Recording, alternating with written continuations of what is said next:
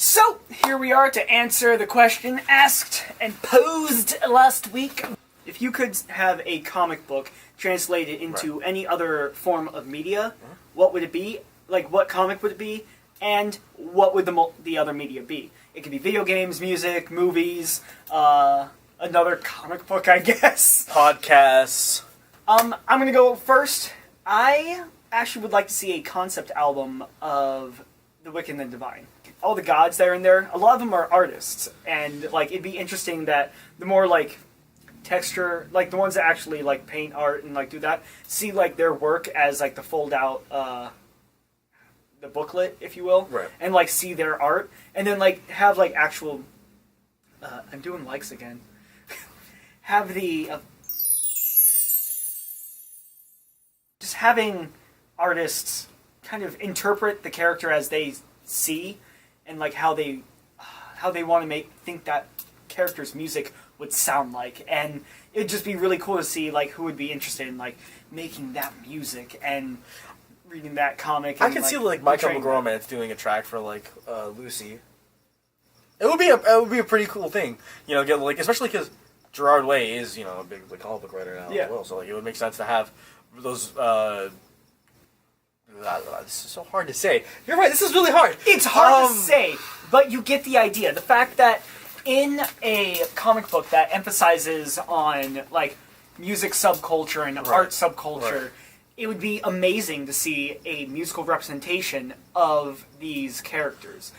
Because like the first issue has them going to one of the shows, and like a lot of people are like, "Oh, it's so orgasmic." Now, I'm not saying the music needs to be orgasmic, but it'd be interesting to be like from this comic book world. It's because that one's kind of based not quite in a real world, because the gods have been around for so long in so many cycles, and people already know about them.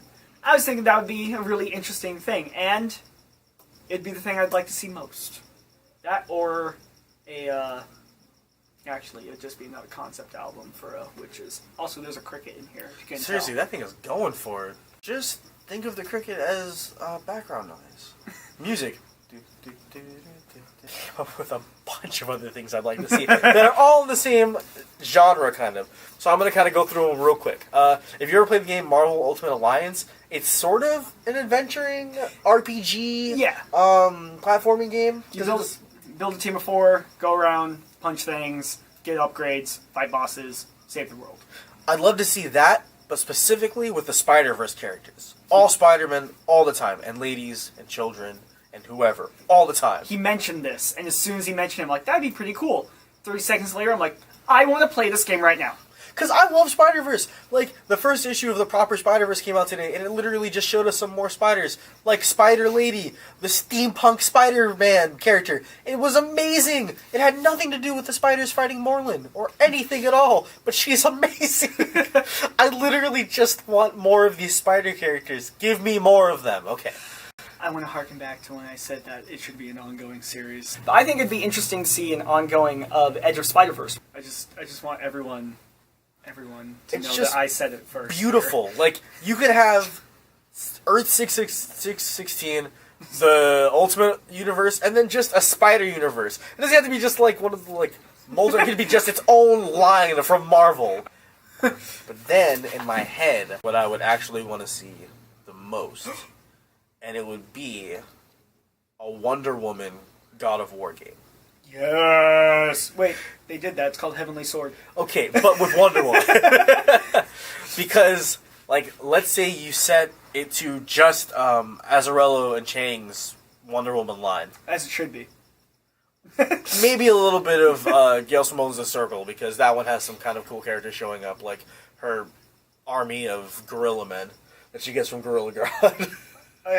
I would just love to play a game as Wonder Woman, taking place in, the mythological, almost, and I would say even supernatural sometimes part of the DC universe, where you just get to upgrade Wonder Woman. You go from, like, Wonder Woman's classic costume, maybe, to, like, her full-on God of War battle armor, and then her, like, ultimate stage, or, like, her, limit break, or whatever they have in games nowadays, is when she takes off her cuffs, and she turns into her God mode, and you can only use it for so, like, I just think it would be an amazing game, and in a world where the only character in DC who has a decent video game is Batman, they should really invest in something like this. And I realized conceptually, Arkham blah blah blah, and this Wonder Woman game I'm proposing are kind of in the same genre, adventuring, platforming, but it's they're in the same genre in the same way that God of War and Batman are in the same genre.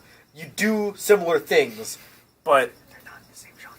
Don't they kind of are. Assassin's Creed, Batman, God of War. How long has it been since you played God of War? I played God of War. Oh, I'm sorry. I apparently didn't play the God of War where you get to free run wherever you want. Well, okay, so there were some limit things on the map. There's a lot of limits. But there are layers. You climb layers. There are platforming puzzle elements. But okay, God of War and Devil May Cry. You can't. Free running is its own subgenre for these video games. It is, and that's what you're not getting. It's But an they are important all subgenre. in the adventure category. See, look, this is the adventure circle. And Yeah, then but you.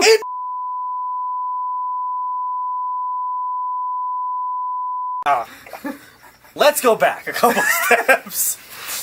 What I want is an adventure platforming game featuring Wonder Woman and her side characters. Because it'd be cool to play as Lennox, or Lennox, or however you say his name. Maybe like the, spoiler alert, Artemis influenced Zola. Yeah. Like, it would just be cool to do that. I mean, I'd also like to see a Superman game, but I don't think it would be as much fun. Would you also be able to play as Orion? Oh, hell yeah.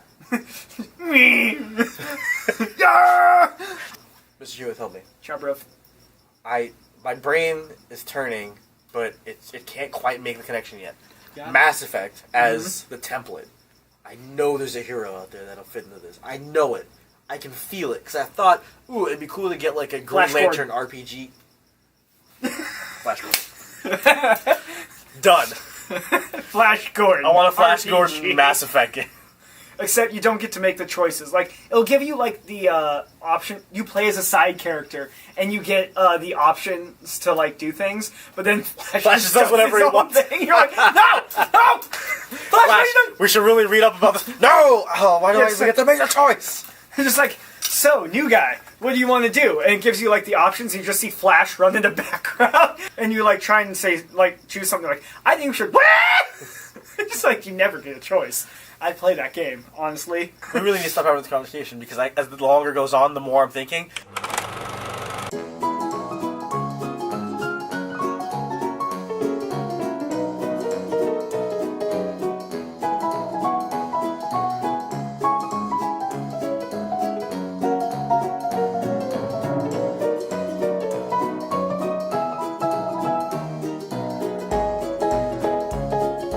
What if you had a Grand Theft Auto / Red Dead Redemption style Ghost Rider game?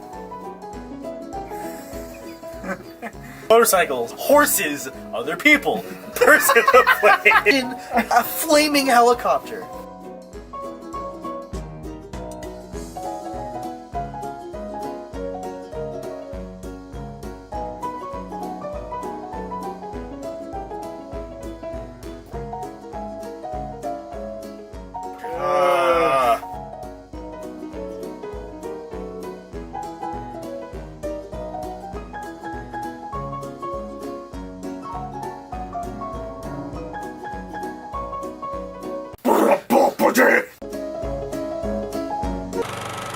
Those were our responses, and now we're going to beam you through space and through time to hear the response of the King of Red, Red Bam! Red Bam!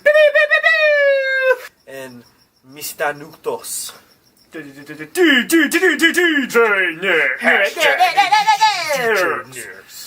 Teleport. Hey everybody, I am Red King from the Sentinel Robots crew, and this is my answer bit for the question I posed to everyone last week. But my answer to this question is I'd actually like to see a Thanos miniseries, like not the crappy ones they do on Sci-Fi, but, you know, like the ones they see on, like, ABC or NBC or something like that, where you get those nicely developed one because they actually have money for that stuff. Because it could be, like, very minimal CGI material for it. I mean, you could just get the guy who did the Game of Thrones, the guy who played the Mountain. Holy crap, he's huge. He would be the perfect body type for Thanos. But after that, I would like to see a Demon Knights movie, because I really enjoyed the Demon Knights comics, and I'm sad that they, like, got canceled. But it would be a really cool. It would be a cool movie idea because then you could even do like 1 or 2 movies, and you could really get it set up properly so that you could understand Jason Blood, Etrigan, Madame Xanadu, or whatever. I can't remember her name. Then you could get build into the other characters like Vandal Savage, the Exile, Amazon, any of those, and it would be. For me, the movie is a better idea than a TV show, purely based on the fact that as a movie would have a higher kind of like special effects production, where you could actually put the money into it to get Etrigan to look right. You could get Xanadu's powers to have the proper effects and like the particle effects and everything like that. Whereas a TV show would be good, but it would have to be. You definitely have to budget it out a lot better. It would have to be more sparse with seeing Etrigan and seeing how magic is used and stuff like that. So, but either one would be good, but I would prefer the movie overall. So, Thanos miniseries and a Demon Knights movie. And Nix couldn't be with us today, but he however did give us his suggestions. And I'm just going to give you the bare bones. It is a non-linear Constantine action-adventure game. I don't have any more information on you for that one. And then a Nightwing movie directed by Christopher Nolan. Second one makes more sense. I can see that one. I can see how that one would be really well done because Christopher Nolan's already done all the Dark Knight stuff, so it would be more realistic, more real life. So, there you go. Those are our answers for the weekly question. And now back to those over there. Woo. I think we should actually put up a blog about all the ideas. So look forward to that. Me and him are going to brainstorm. Anyone else that would like to brainstorm, please leave your ideas underneath here, because this is a very potent question. All right, do you have a question that you'd like to ask? I have none. Okay. I have a weird, funny question. I think that's the one we're on now. Sure. Right? Sure. So, in the newest Batman, you can't really tell because this is the Lego variant, which I'm actually kind of okay with since they're just coming out with the new Lego Batman 3.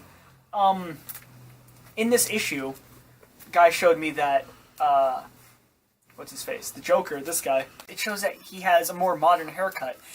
And the weird question I want to ask you is, how do you feel about the modernization of hairstyles in these? Because we see a lot of it in Batgirl. Batgirl has some of my favorite female modern haircuts, and some of my least favorite dude haircuts, because as a dude, I find a lot of dude haircuts look stupid. The one that the Joker has in this one, I really like, and if I could pull it off, I would. It's kind of it's a retro modern haircut. It's one of those things you see a lot of people nowadays, but watching Peaky Blinders on Netflix, some of the characters have very similar. Yeah, they're not exactly the same, but same style, same... Yeah. Are you about the modern hairstyles, or do you think that we should find something that lasts the ages? Because we all know how Mullet Superman went. You know our feelings about Mullet Superman. But you also know our feelings about Bearded Superman. That's a timeless look. And that's the thing. Will it be a timeless look? I'm pretty sure I will tell my children about Bearded Superman. Dad, leave me alone! Mom, Dad's telling me the Superman bearded story! Oh, just humor your father, honey. Alright, well, that's the question. Yeah. Alright. Well, if you liked the video, like, comment, subscribe. Please leave your comments. Tell us what you want. As always, remember who you are, what you are. No crazy child out there in that world. And I'm going away!